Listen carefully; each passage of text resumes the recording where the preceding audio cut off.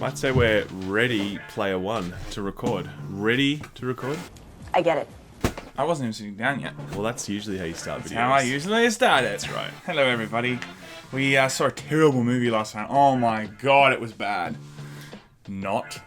I did not. We saw one of the best movies I think I've seen in a long, long time. And, yeah.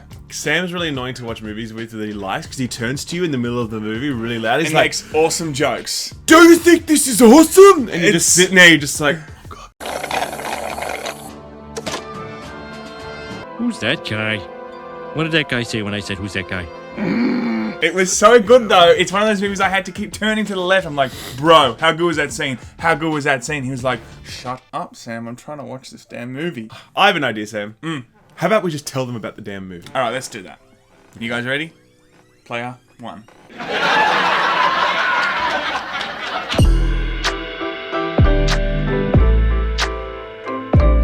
So we got invited by Devolver, who are a sort of indie publisher, and they basically held a private screening for this. They got nothing to do with the movie, but they're just like, hey, influencers in Australia, like, you know, nerds of Australia, come hang out at the Randwick Ritz and come and watch Ready Player One. And they actually played a trailer for this game before, by the way. Oh my god, look at which this was game. the best.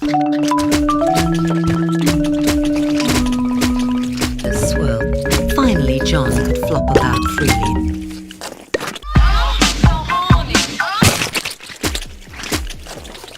I think we need to do a dedicated, like, Laymen whole review. episode on that. Exactly right. I think that's going to happen, guys. So stay tuned. Watch this space for that. It was just too good not to. So after that, the movie actually began, and I'd obviously heard very good things about it. Ready Player One has been doing the rounds. I think they did a screening like a month ago with some influencers, and they've been doing, you know, reviews ever since then and whatever else.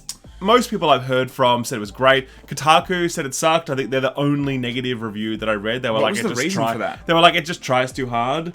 But I mean, personally, I thought it did not try too hard at all. So the premise is that obviously it's a book, Ready Player One. It's set in the future, and there's like a Second Life, you know, virtual reality world called the Oasis. It's owned by a company called Gregarious Games, and because like so many people are hooked into this thing, they basically own the world. Okay.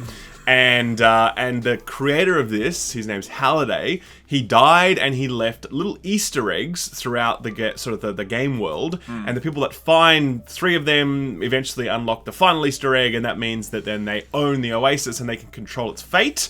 And there's this evil corporation in the background with an army of people trying to get these Easter eggs first. Yes. Because they want to be able to control that space and stuff it full of monetization. Yes, ads and microtransactions. That's right. So we'll just call that corporation EA. Just putting that out there. It's not Andrew Wilson. It's Dandrew Swilson. That's right, exactly right. and then fighting against them are the good guys, and it's Wade and And the good guys are, Artemis of course, and the like. Laymen. Oh, the good guys Yeah, are, the of course, Laymen, exactly Laymen. right. Okay. And they're fighting to keep the Oasis free. It's stuffed full of pop culture references, which have sort of been updated for the present era. So as you're watching this movie, you will literally see Tracer on screen. Yeah, you see will some Mortal Kombat characters. Spartans. You will see all sorts of shit. You know, like it's a real sort of like the DeLorean is featured in there very regularly. A lot of that is pulled from the book in terms of the references they used. And then a lot of it's just new stuff that they're like, hey, kids love Minecraft. Let's put Minecraft in there now. You know, that kind of thing. Yeah. So that was it. But Sam, what did you think of Ready Player One? Okay, so when I walked in, I like to walk into a movie with very low expectations of, like, you know, what I will expect. That's how he tells most people to walk into his dates as well, by Yes, the and way. like when you Just walk into getting this, them ready my on bedroom, Tinder, you know. just don't expect much, and you might have a good time. Okay, Bachelor number 3. Blow my mind. Just don't expect much, and you might have a good time. Is that it? I personally thought, I knew I was going to be sitting down and watching something really good. I mean, it's Spielberg, pop culture references. This Spielberg, by the way, very new director. Yeah, very, Senior Spielberg. Being an up-and-comer. It was a real surprise that this rookie director managed to pull this off. Yeah, he did some failed stuff. He did something like Billy and the Clonosaurus or something, with some dinosaur movie. It didn't work out. No. But, you know, I knew that I was walking in, you know, we had Spielberg on it, pop culture references. It was very geared towards video games, very geared towards video gamers. I knew it was going to be like exactly what we wanted. And when I sat down, I was blown away visually. I don't know, just to interrupt you then, did you see Pixels? No. Okay, right. Well, you're like, it's just geared towards us gamers. I'm surely you're going to enjoy it. You should go and watch Pixels. Oh, I have not seen... Okay, that's the most that's the sad legendarily- version of it. Even Ricky Gervais made fun of that. Is like, you know, his Golden Globes award speech. To be fair, The Martian was a lot funnier than Pixels. But then again, so was Schindler's List. Okay, I did hear terrible things about Pixels. But, back to it, I was blown away visually by it. Like, absolutely blown away. There were some moments, yes, I did look at Ralph, I was like, bro, this is awesome. Because it was so...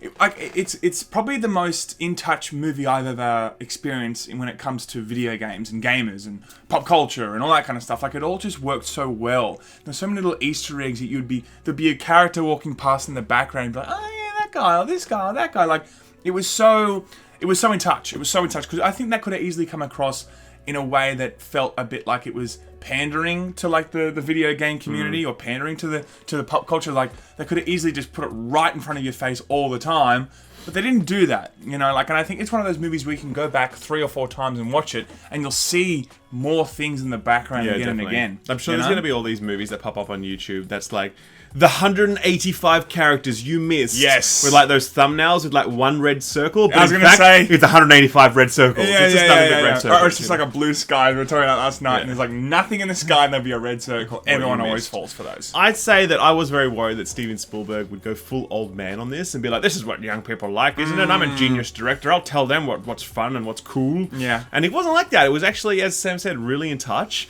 It sort of got the spirit of what, you know, being like a nerd is all about. And the references were pretty on point. I don't really think there are any moments of big cringe that I could think of. None, which is really. pretty rare. I think. I think even, you know, the bad guy was done really well. Yeah, he was cool. He's the same guy that was from Star Rogue Wars. One. Yeah, and he was also in a show called Bloodlines. He's an Australian actor, by the way. And he's like amazing Australian actor. Yeah, man, he's totally killing it.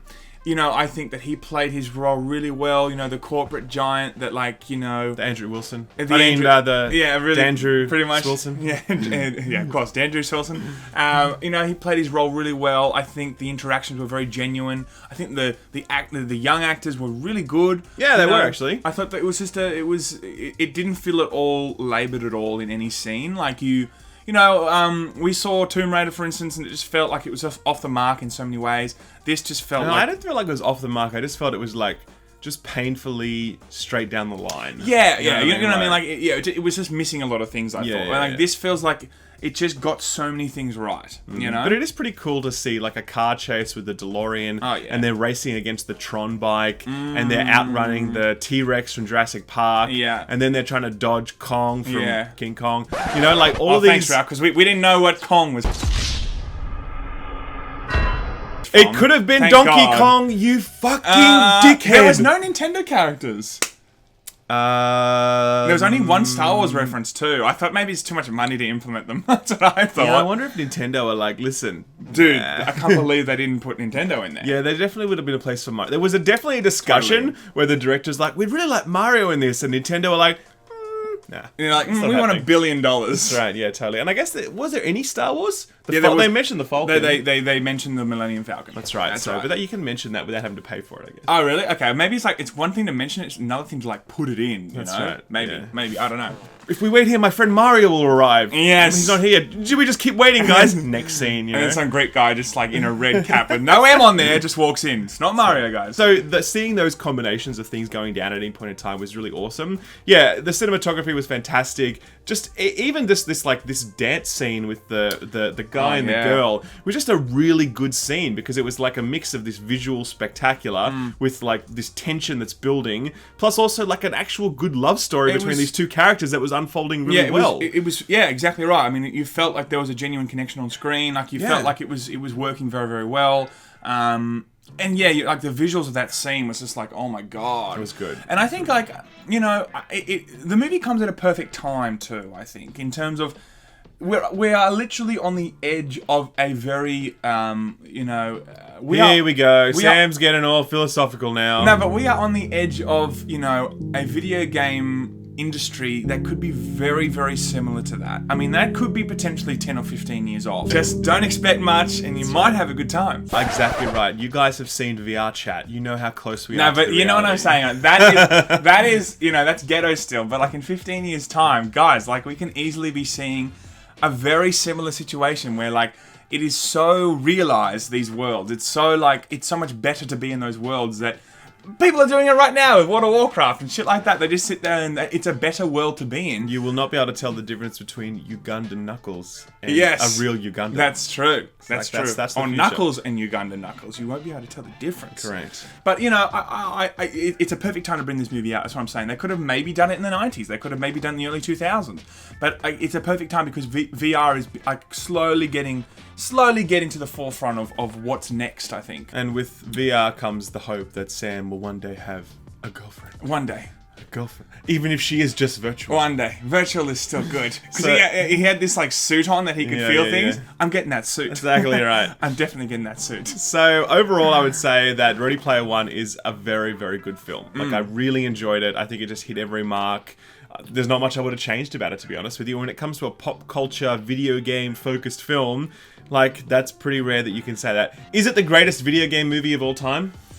Not better than Mortal Kombat. Get fucked. No way. The acting in Mortal Kombat was like amazing. The best video game. Everyone's like, all video game movies suck. Have you seen Mortal Kombat? Yeah. Brando was actually the one that was, teaching all those actors how to act. So it was amazing. Anyway, that's it for Ready Player One. Go check it out. It's out now. Definitely check it out. Like, thank you to Devolver for sending us. Yes, that concludes our broadcast. Click. Jiggle